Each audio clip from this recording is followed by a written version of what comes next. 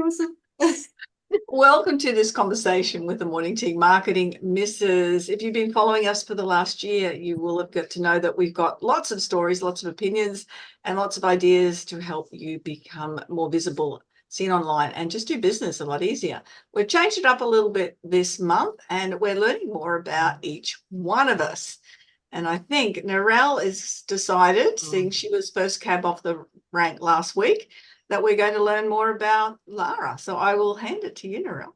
Yeah, I just wanted to pick on Lara because I can. So, Lara, are you ready? Yeah, all right. Yep, I'm fired up. Let's go. Take a deep breath. Deep As I'll breath. ever be. Lara, can you tell us what you do and why do you do it? Okay, thank you. So I'm a business awards coach. And the reason why I do what I do is because I love to see entrepreneurs, executives, and business owners step out of tall poppy syndrome, push over imposter syndrome, deal with procrastination, and get their business awards nominations done. That's it, in short. In short. And that So, sounded like a pitch, which is great. but But more in depth. All right, okay.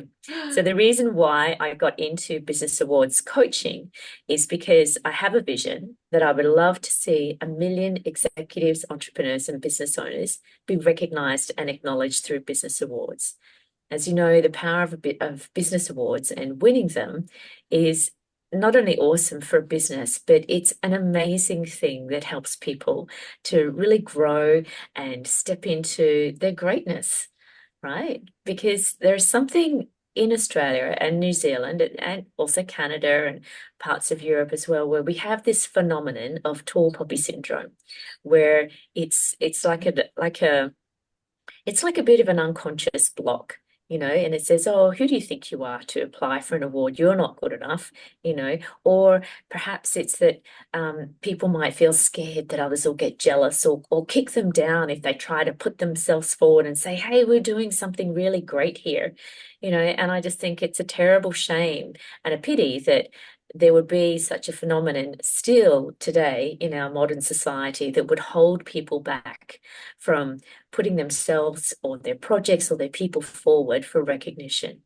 Okay, so that's tall poppy syndrome.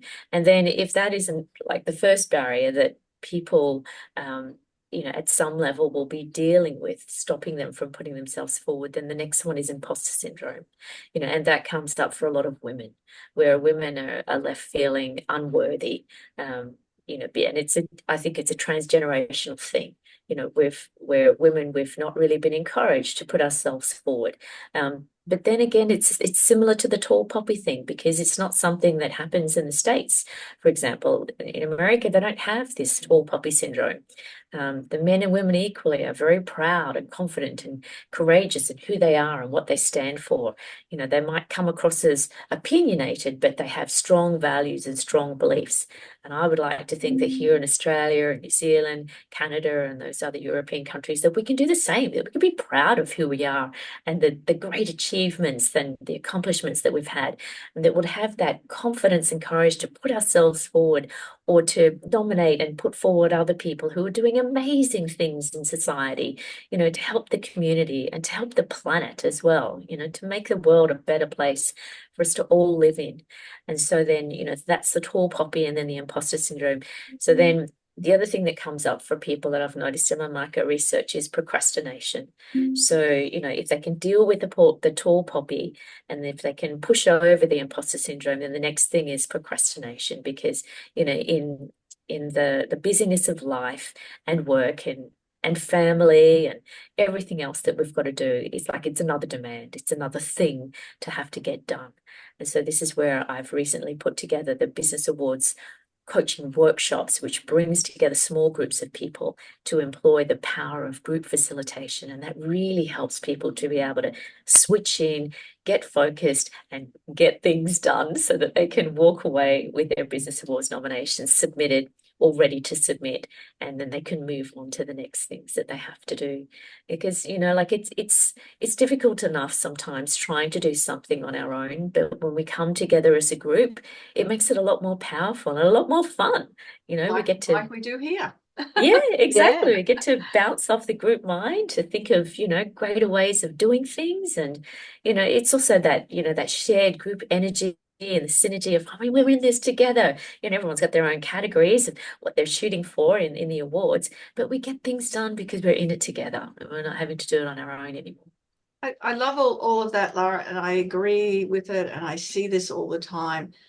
What I want to know though is why did you get into it? Not the I want to do a million people, none of Yeah. that. I want to Yeah. know the why, Yeah. the Lara behind this. Okay, so thank you. So for me, I feel like I've faced a lot of rejection in my life. Rejection where I've been as a competitor in competitions and I've not been successful. What And did I you know. compete in? What did you compete in, Lara? I started my first competitions as a dancer when I was 10.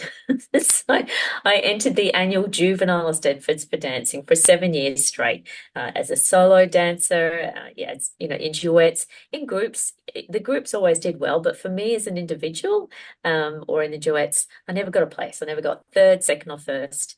And that was a little bit sad for me because in my exams for dancing, I always got highly commended and honors. So I knew that technically I was a good dancer. And I just didn't know why I couldn't get anywhere when it came to performing on stage and being judged as a competitor. So it's a little bit deflating for me, even though I continue to perform and enter in the awards. Oh, sorry, the dancing competitions every year. But at the same time, whilst that was an experience to me as a child, that I went through, at the same time, you know, like there's something about fail many times, get up many times, get stronger every Yeah. time, and it does strengthen your self-belief, you know. So for me today, I still dance, you know, I still enter in dance competitions because I've always loved dancing ever since I was 2 when I probably started first tapping my feet. You know, it's my first love, and I'll always do it. And I think it keeps me young and mobile and agile and creative. You know, it keeps those creative juices flowing, not only in dancing, but in my work and like everywhere in life. So I think it's got, you know, some fantastic on-flow effects for me. I've since entered dance competitions and won for my Oh, level. good. So yay, Well done. finally making progress. So, you know, like I've also developed that strategy for don't quit, you know, like be persistent and don't give up on your dreams either. You know, that's what else I see in the power and the grace of entering in business competitions for people. They might not win the first round or the first competition they enter, but the fact that they continue to enter and compete and have that self-belief, you know, in what it is that they're doing, that they're really contributing to society and the world. I think that is so amazing. And so that's where I love to be there to support people in that process, encourage Yeah. them to keep Yeah, going.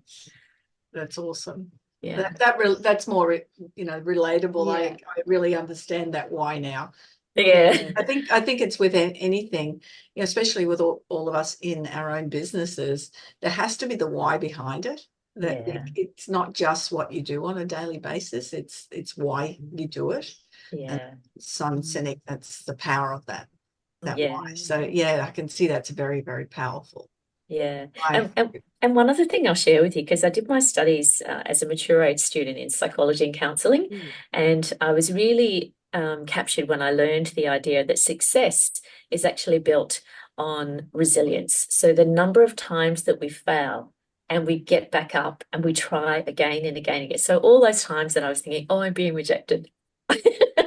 You know, I was actually building resilience. I realize that now as an adult, that was serving a greater purpose, you know, to help make me a better person, a better dancer, more creative in my thinking as well, and more curious to explore and go, you know, investigating for how can things be made better. And so I apply those strategies and skills, you know, in everything that I do now. and always looking for what's the smarter way to do things. You know, we can work hard, and there's a place for hard work, and I appreciate and respect that. But there's a smarter way of doing things so that we can get to where we want to go easier and more efficiently and faster too. Yeah. So yeah, resilience is actually the key to success. Oh, and there's one other thing that Harvard Business School found recently, and this is published in a recent journal article, and they were saying that it's the small wins. Every time we celebrate the wins, great and small, we're also helping the brain to be rewired to go for that thing again. So like it's a great motivator every time we celebrate the win. And I think even the small wins are worth celebrating because it's telling the brain, hey, this feels great. Well, let's do it again, because the whole body and everything gets engaged. So yeah, that's the other thing. Yeah. Okay, Lara, I'm Yes. going to pick on you again. Go on. You've talked about dance and your love of dance and love of music. What else do you do in your spare time? Oh, good question. So I like doing indoor climbing, and that's something I got into with my boyfriend a couple of years ago. And I really like indoor climbing because, again, it's the opportunity to sort of stop and think when you get stuck, you know, as you're climbing up the handholds or the footholds on the wall. It's the opportunity to think, all right, I've got to go from here to here. How can I do that? And where can I put my feet, or what can I hold on to, or where can I do like a leap to get there? And yeah, it's another way of being able to, I guess, be creative and think, you know, about how we can get from A to B. You know, with that experience, I've learned to read the wall. So I went and did a couple of private lessons with some expert climbers. And so from that, I learned to read the wall, to understand that some handholds are actually giving you clues as to where to put your feet so that you can reach the next handhold. You know, and I also learned that the way that we hold ourselves against the wall with our body, that can actually work in harmony with the wall, you know, whatever angle it's going on. When we're going up and underneath it, you know, that all of these sort of techniques and strategies can help us to be effective in, you know, doing what would otherwise seem pretty difficult. But that there's always ways to do things efficiently, you know, being smart and and effective, so that we can do it safely, but also quickly as well. Yeah. Have you done any climbing outside in the mountains and with? Yes, I have actually. I went up to the Glasshouse Mountains. Oh, it's quite funny. My boyfriend decided it would be a fun girlfriend test to take me out after 3 months of doing indoor climbing. He said, "Come on, let's go up the Glasshouse Mountains." And I went, "Okay, sure, that sounds like fun." And he said, "We'll be in a group, so we'll all be safe. And don't worry, I've done it 100 times before, so nothing's going to happen to you. And if you slip and fall, well, that's right, we'll pick you up at the end." So that was pretty scary actually, because we got to this slab and it was like 90 degrees and we had to climb up, and there were no ropes because I got there and I'm like, wait, where's the ropes? Where's the Because ropes? yeah, indoor climbing, like we use ropes and harnesses, but this was scrambling, like, you know, like free climbing, and I'm like, wait, what? It was nuts, you know. And for them who'd done it like 100 times, they're like goats, they're like running up. And for me, I was like, oh, I felt like a baby. I'm like, you know, holding on to every handhold. And one, I remember I must have been stuck there for like 2 minutes and I was crying. I was like, I don't know if I can keep going. I can't move. I'm like, I can't go down. I can't go up. I just have to take some breaths and keep going. That's amazing though, to overcome that, because that's a big deal. Yeah, thank you. And it is. And you're right. And I think that's the reason why I love the indoor climbing, the dancing, the business awards. It's all opportunities for us to overcome like those mental challenges that might want to try and stop us, but we really don't let them. We don't even have to let them, because there's ways of being able to keep going and get through it. Yeah. Yeah, that's brilliant. And you're a grandma too, aren't you? Oh, thank you. Yes, thank you for reminding me. I am. I have a beautiful little 3-year-old, and I ducked down to Adelaide to see my daughter and son-in-law and my granddaughter recently, because they're off to Hawaii for the next 3 years. So I'll have to go to Hawaii now for holiday. Oh, that's hard. Oh, So someone will have to do it. Yeah, Oh, yeah. yeah. You'll be there's brave. And I'm glad you mentioned QPAC before, Narelle, because the other thing is I'm a bit of a thespian at heart. So I did 10 years of musical theatre. And so that's the other thing that I love. And so although I don't do musical theatre shows for performance anymore, I still love to go and support the other performers and see lots of shows. Yeah, Yeah. that's what I love to do too. We all, I So- think a few of us have that in common, that they Yeah. The musical enjoy theatre. the theatre. Yeah. Oh. I know I Well. usually get things through with early tickets so I can get Yeah. good seats, and Yeah. if I don't get a good seat, I don't book it, which is really I miss Fair out enough. sometimes. Fair enough. Yeah. I think But we'll have to look- call on you for the next show, Janeen. But when you think Right. about it, Janine, anyway, you have a disability because you have sight. So you've got to be in a seat where you can see. Me, I don't have that issue. I get audio described Yeah. shows, so I can sit wherever and I don't have to pay that big price. Good on you. Works really well. Wow. Good The record. Another blessings and bonus, Narelle hadn't advantages. thought about that. Yeah, that's it's super just a cool. disability that you've got to manage, Janine. Sister Act is coming. Sister Act is coming next March, by the way. Yeah. Oh, Yeah, And so is nice Jesus one. Christ Superstar. Got tickets to. and so is Keith Urban. I know. This I is know. just- I've seen him once in concert, and I was tempted. I'm still Group booking, group booking. I've probably not seen him in concert about 3 times. Die hard fan, Jan. He's amazing. Yeah. I was talking with my husband about, because he mentioned something about booking Keith Urban tickets, and they're all gone. And anyway, so then I mentioned something to him a couple of weeks later, and he said, you had to ask, didn't you? And then he let the cat out of the bag that he's booked front row seats. Oh my gosh. He said they were like $200 dollars each. Oh, okay, you didn't have to tell me. It could have been a surprise, but anyway, thanks. That is so cool. I think he Oh my might gosh. be lying about the cost of the front row seats, Narelle, but I'm not going to spoil that for you. Okay. Yeah, Yes. okay. That's Yes, okay. so anyway, Yeah, I think a lot more than $200. Probably. The ones way in the back were $200. So, anyway, we're Well, see, off yeah. track, but I think we all note that we all enjoy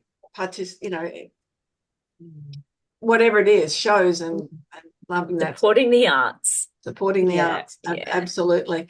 Yeah.